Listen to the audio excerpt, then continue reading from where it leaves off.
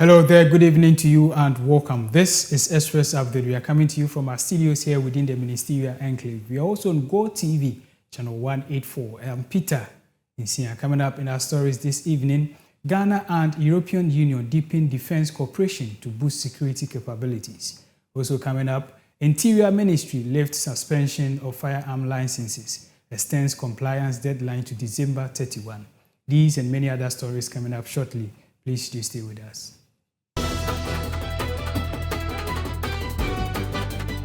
On to our first story, Ghana and the European Union have reaffirmed their commitment to strengthening security cooperation following a high-level meeting at the Ministry of Defense. The meeting between EU Ambassador to Ghana, Rowan Skinnebeck, and Deputy Minister for Defense, Ernest Buja Gyamfi, focused on enhancing collaboration to address emerging security threats. In a statement on his Facebook page, the Deputy Minister highlighted efforts to strengthen the operational capacity of the Ghana Armed Forces, particularly the Navy, through counter-terrorism measures and the protection of critical national assets. Speaking on behalf of the European Union, Ms. Suliga reaffirmed the European Union's commitment to supporting Ghana's defense sector and announced plans to provide funding through the European Peace Facility to enhance Ghana's defense capabilities.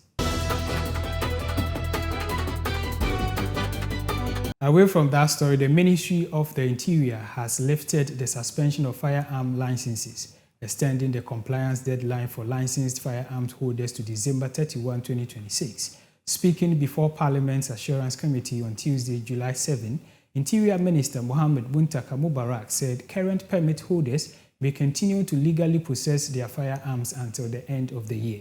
He explained that under the new licensing regime, applicants seeking to renew their firearm licenses will be required to complete mandatory firearms training, undergo mental health assessment, and pass drug screening before their licenses can be renewed.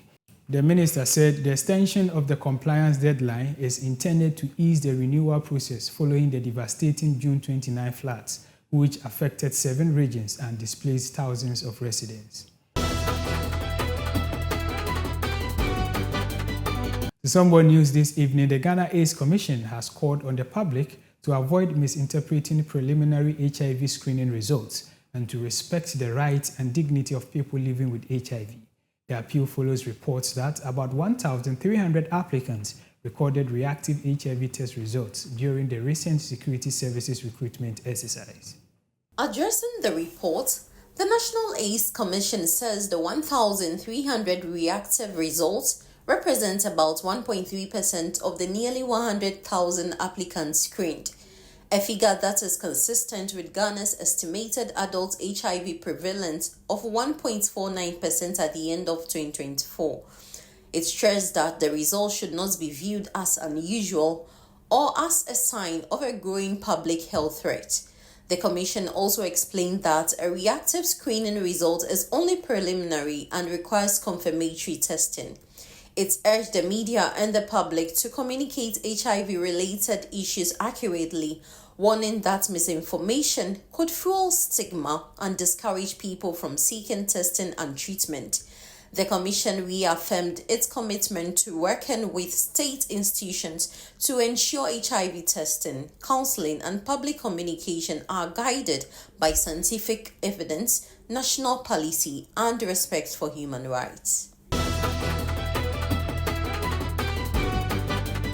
On to our last story, the Ghana Tertiary Education Commission, GTEC, has cautioned prospective students, parents, and guardians against enrolling in learning centers and campuses operated by some public universities without accreditation. In a public notice, the Commission listed 15 learning centers and campuses affiliated with public universities that are operating without accreditation.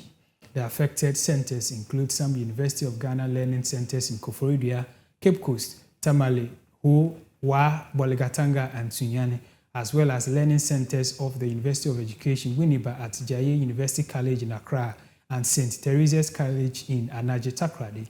GTEC also announced that the institutional accreditation of 36 other tertiary institutions has expired, urging students to verify the accreditation status of institutions, learning centers, and academic programs before applying for admission. And that's all we have for you on Express Update. Thank you for staying with us. I'm Peter Insia. Do enjoy the rest of our programs.